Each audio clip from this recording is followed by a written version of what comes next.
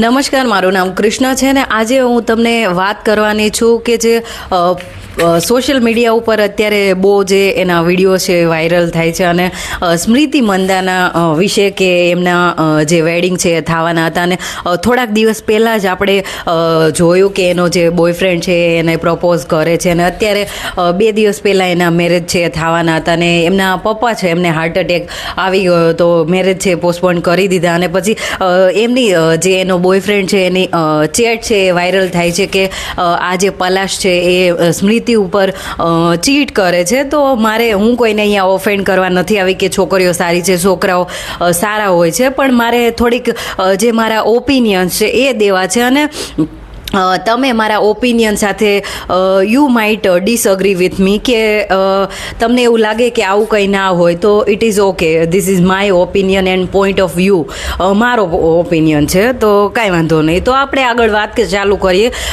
તો વાત કરીએ કે જે આપણો ઇન્ડિયન જે કોન્સેપ્ટ છે અરેન્જ મેરેજનો એના વિશે પહેલાં મારે વાત કરવી છે અને પછી જે બીજી વાત છે એના ઉપર પછી જઈશ. તો પહેલાં આપણે એ જ વાત કરી લઈએ કે જે ઇન્ડિયન આપણી જે સોસાયટી છે ભારતીય સંસ્કૃતિ પ્રમાણે તો આપણી સંસ્કૃતિમાં જે લોકો છે એ લોકો છે એ અરેન્જ મેરેજને બહુ પ્રાધાન્ય આપે છે અને એ લોકો એવું માને છે કે અરેન્જ મેરેજ છે એ જ બેસ્ટ છે.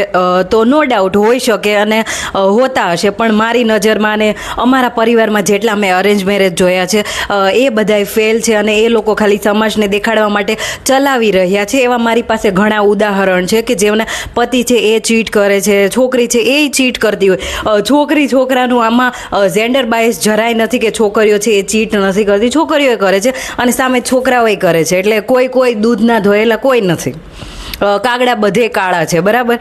તો પછી એ લોકો સમાજને દેખાડવા માટે એવું રાખે છે કે અમારા લગ્ન છે એ સારા ચાલે છે અને સામેની સાઈડ એ એમનું અફેર છે એ ચાલતું હોય છે બીજે અને તોય એ લગ્ન કરે, છોકરાય કરે ને ભાઈ બધુંય કરે.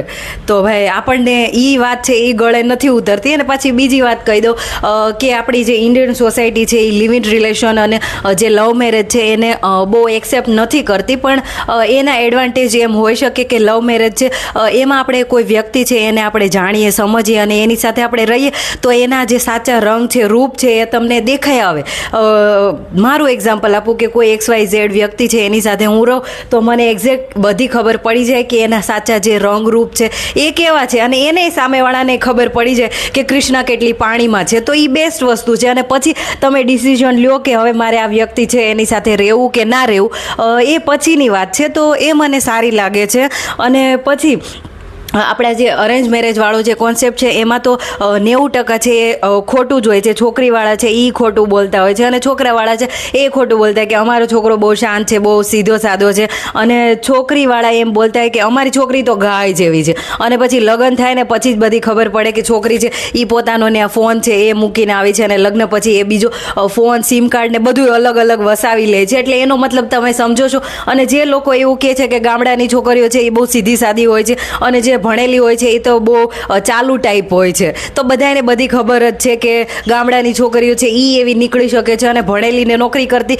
એ પણ એવી નીકળી શકે છે. એટલે તમારે કોઈને આ જે ટેબુસ જે લાગેલા છે એ તમારે નથી કરવાના કે આ છોકરી છે આવી હોઈ શકે, આ છોકરો છે આવો હોઈ શકે, કોઈ વ્યક્તિ છે કાંઈ બી હોઈ શકે. વિશ્વાસ છે એ એક ધોખો છે, એટલે તમારે વિશ્વાસ. અને મારા પૂજ્ય પિતાશ્રીનો એક ડાયલોગ છે એને હું હંમેશા યાદ રાખું છું કે વિશ્વાસ છે એ કોઈની ઉપર કરવા જેવો નથી. એટલે અમારા ઘરનો એક નિયમ છે કે અમે વિશ્વાસ છે એ કોઈની ઉપર નથી કરતા. મારા મા બાપ છે એ મારી ઉપર ના કરે અને હું એમની ઉપર ના કરું. એટલે આ ખાલી એક્ઝામ્પલ છે. અંદરખાને અમને ખબર છે કે ભાઈ આગળ શું થવાનું છે. એટલે કોઈક લોકો છે એ અમને એમ માની લેતા હોય કે અમે મૂર્ખ છીએ, તો અમે એવું દેખાડતા હોય કે અમે મૂર્ખ છીએ, પણ અમને ઇન રિયાલિટી બધી ખબર હોય, પણ અમે મૂર્ખ થઈને બેઠા હોય તો એનો મતલબ એવો નથી કે અમને કાંઈ ખબર નથી હોતી. અને બીજી વાત હવે આગળ કરીએ તો આ અરેન્જ મેરેજવાળો જે કોન્સેપ્ટ છે એમાં તો બધું ખોટું જ હોય છે. અને પછી તમે જ્યારે લગ્ન કરીને જાઓ ત્યારે છોકરી છે એને છોકરાની ખબર પડે અને છોકરો છે એને છોકરીની ખબર પડે અને તોય સમાજને દેખાડવા માટે એ લોકો લગ્ન છે એ ચલાવે જ જાય. અને મારા પરિવારના જ એવા ઘણા કિસ્સાઓ છે, મારા બધા વાસવાળા છે, એ લોકોને બધું હું જોઈને બેઠી છું. અને ખુદ એવું નથી કે મને અનુભવ નથી, હું બધું અનુભવીને બેઠી છું. એટલે મને એવું લાગે છે કે જે કોન્સેપ્ટ છે એને આપણે સમાજને દેખાડવા માટે કે આપણે છોકરાએ કરી લીધા અને બધું રાખી દીધું, અને આપણને ખબર હોય કે ભાઈ સામેવાળો છોકરો કે છોકરી છે એ આપણી સાથે ખરાબ વર્તન કરે છે, ચીટ કરે છે, તો એ આપણે બીજાને દેખાડવા માટે આપણે ચાલે જ જઈએ તો એ રિલેશનશિપ છે એને હું માનતી નથી.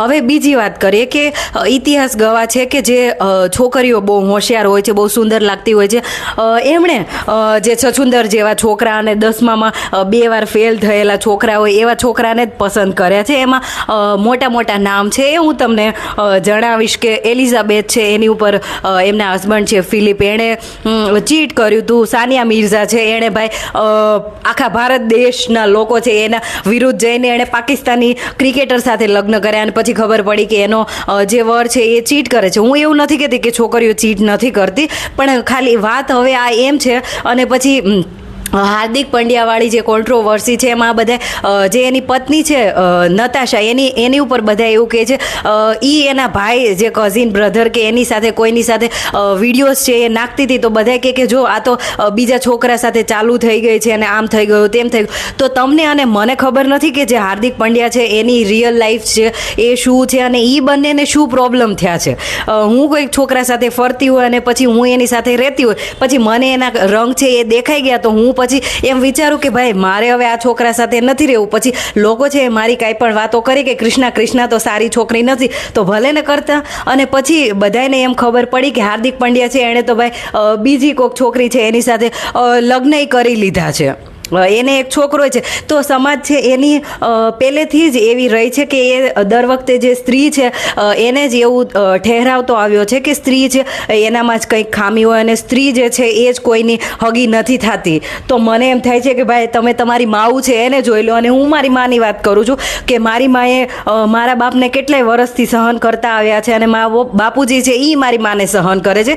તો એનું લગ્ન જીવન જેટલા મારા વર્ષ થયા છે એટલું જ ચાલે છે. 29 વર્ષ થયા, સોરી 30 વર્ષ, તો એ એકબીજાને ચલાવતા આવ્યા જ છે. તો એ લોકોએ ચીટ નથી કર્યું, પણ સામેની સાઈડ એવું છે કે હું કોઈ છોકરા સાથે રહી તો મને ખબર પડી ગઈ કે ભાઈ એ કેવો છે અને એને ખબર પડી ગઈ કે કૃષ્ણા કેવી છે. તો પછી આપણને ખબર પડી જાય ને પછી તોય એ રિલેશનશિપ છે એ ચલાવવાનો કાંઈ મતલબ નથી. અને જે લોકો પરાણે બધું ચલાવતા હોય છે અને બધું કરતા હોય છે એમાં હું કાંઈ માનતી નથી.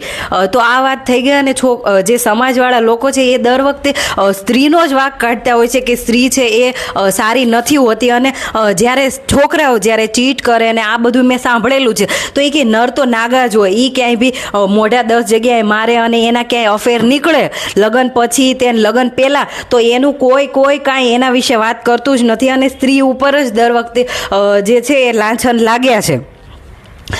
તો એના વિશે મને ખોટું લાગે છે કે ભાઈ તમે જેવી રીતે હું તમને એવું કહું છું કે છોકરીઓ છે એ ચીટ કરે છે. અને ચીટ ક્યારે કરે છે કે છોકરાઓ છે એ લોકોને સમજણ નથી પડતી કે જે ફિઝિકલ અટેન્શન છે એની કરતાં ફિઝિકલ છે એ જરૂરી છે, બેઝિક નીડ છે આપણી. પણ છોકરાઓ છે એ આ વાતને સમજી જ શકતા નથી કે જે ઇમોશનલી જે કનેક્શન છે ને એ વધારે ઇમ્પોર્ટન્ટ છે. એઝ અ હ્યુમન બિઈંગ જે ફિઝિકલ નીડ છે એ મારી અને તમારી આપણી બેઝિક નીડ છે, બરાબર, એ વસ્તુ છે. પણ છોકરાઓ છે એ સમજી શકતા નથી કે જે ઇમોશનલ જે નીડ છે, જેમ કે મારી કોઈ કેર કરે, મારો જે પાર્ટનર છે એ મારી કેર કરે અને મને સારી રીતે રાખે, એ મારી ઇમોશનલ સાઈડ છે. પણ જો છોકરાઓ છે એ આ વસ્તુને નથી સમજી શકતા તો એ રિલેશનશિપ છે એ ચાલતું નથી. અને પછી કોઈ હીરો છે કે હિરોઈન છે, એક્ટર છે કે એક્ટ્રેસ છે, એની લાઈફ આપણે જોઈએ તો એની ડેટિંગ હિસ્ટ્રી છે એ બહુ લાંબી હોય છે. તો આપણે એને જજ કરી લઈએ કે એટલે આ હિરોઈન છે એને એટલા અફેર હતા ને આમ હતું ને તેમ હતું. પણ હવે એને ખબર પડી ગઈ કે આ છોકરો કે છોકરી છે એ મારા માટે નથી, તો એણે બીજો રસ્તો અપનાવ્યો, તો એમાં ખરાબ શું છે? તો એની સામે પછી એ પ્રશ્ન એમ જ છે ને કે જે અરેન્જ મેરેજવાળા છે એ ખોટા રિશ્તા છે એ ચલાવે જ જાય અને છોકરાએ કરી લે અને પછી એમના એક્સ્ટ્રા અફેર ચાલતા હોય છે. તો એ વાત છે એ મને ગળે ઉતરતી નથી. તો આ વાતે તમારે સમજવી જરૂરી રહે કે લોયલ છે એ લોકો ક્યારેય કોઈ દિવસ કોઈ હોતા નથી. અને જે ચીટિંગવાળી વાત છે એ હું તમને સમજાવી દઉં કે છોકરીઓના કેસમાં છે એ છોકરાઓ છે એને ખબર નથી પડતી કે જે ફિઝિકલ નીડ છે એ તો જરૂરિયાત આપણી છે જ, પણ ઇમોશનલી જે મેન્ટલી અને એ રીતે જે સાથ આપવાનો એ છોકરા હજી સુધી સમજી નથી શક્યા, અને એમાં છોકરીઓ છે એને અમુક વાર નથી ખબર પડતી, તો એના લીધે ઘણા બધા ક્લેશિસ હોય છે અને કોન્ટ્રોવર્સી છે એ થાય છે છોકરા અને છોકરી વચ્ચે. અને હું અહીંયા છોકરીઓને ઓફેન્ડ નથી કરતી અને છોકરાઓને નથી કરતી, ખાલી જે હ્યુમન બિંગ છે એની વાત કરું છું. અને સારી જે રીત છે એ શું છે કે જે ફોરેન કલ્ચર છે ત્યાં કેવું છે કે ત્યાં કોઈ વ્યક્તિ છે એ પેલા લિવિનમાં રહે છે કોઈ વ્યક્તિ સાથે. જેમ કે હું છોકરી છું અને કોઈ છોકરા સાથે હું લિવિનમાં રહું છું, તો મને એની ખબર પડશે, રાતને દિવસ હું એની સાથે રહીશ ત્યારે જ મને એની ખબર પડશે કે એ કેટલો પાણીમાં છે અને કેટલા એના જે અવગુણ છે એ બધી મને ખબર પડશે. પણ ઇન્ડિયામાં આપણે આ વસ્તુ છે એને ખરાબ રીતે જોઈએ છે કે ના, લગ્ન પહેલાં થોડી હારે રહેવાય. અરે પણ લગ્ન પહેલાં તમે હારે નહીં રહો તો તમને કેમ ખબર પડશે કે સામેવાળો છોકરો કે છોકરી સારી છે કે નથી? એ ખબર નહીં જ પડે. એટલે આ વસ્તુ છે એ બહુ કોન્ટ્રાડિક્ટરી છે. અને પછી મને એમ થાય કે ભાઈ પ્રેમ છે એ બહુ અલગ વસ્તુ છે, અને ખાલી નિભાવી જાણવું અને સમાજને દેખાડવા માટે લગ્ન કરવા, કોઈકને રીઝવવા માટે લગ્ન કરવા, એ વસ્તુમાં હું માનતી નથી.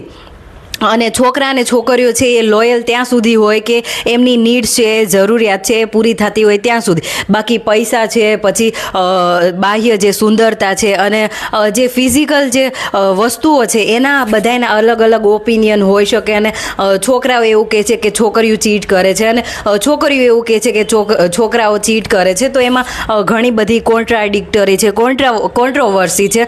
અને એમાં મને લાસ્ટમાં જે વાત છે એ એક ત્રીજી વાત હું તમને કહી દઉં કે જે છોકરાઓ છે એ ઇન્ડિયન જે છોકરાઓ છે એમની વાત કરું કે એમને ગર્લફ્રેન્ડ છે એને બહુ મોડર્ન જોઈએ, સેક્સી લાગતી હોય એવી જોઈએ, અને કાંઈ જે રૂલ્સ છે એ ફોલો ના કરતી હોય ને આમ ફ્રી માઇન્ડ વાળી હોય એવી ગર્લફ્રેન્ડ જોઈએ. અને જ્યારે પત્ની એમને જ્યારે લગ્ન કરવા હોય ને ત્યારે એ પત્ની છે ને એવી ગોતે કે એ આમ શું કહેવાય કે ઘૂંઘટો કાઢીને રહે અને એની દાસી બનીને રહે અને એના પરિવારને સંભાળી શકે.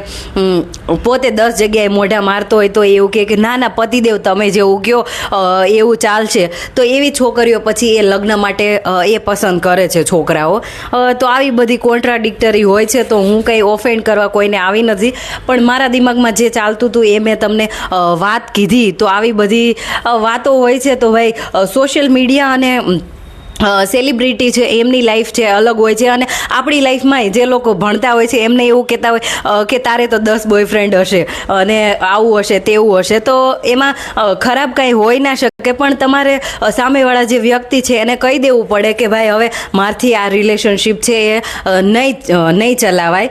બાકી પછી ચીટિંગ કરવી એ હું એવું નથી માનતી કે હું સામેવાળો જે વ્યક્તિ છે એને હું કહી દઉં કે ભાઈ મારથી તારી સાથે નહીં રહેવાય અને પછી હું કાંઈ કરું તો એ બરાબર છે. બાકી હું કોઈને ધોખામાં રાખું અને હું કોઈકને એવું કહું કે ભાઈ તું તો મને બહુ ગમે છે અને છેલ્લે સુધી હું એને એવું કહેતી કે હું તો તારી સાથે લગ્ન કરીશ અને પછી હું બીજા કોઈ છોકરા સાથે પછી ફરતી હોઉં, તો એ ખરાબ વસ્તુ છે. અને છોકરાઓ આવા હોય છે.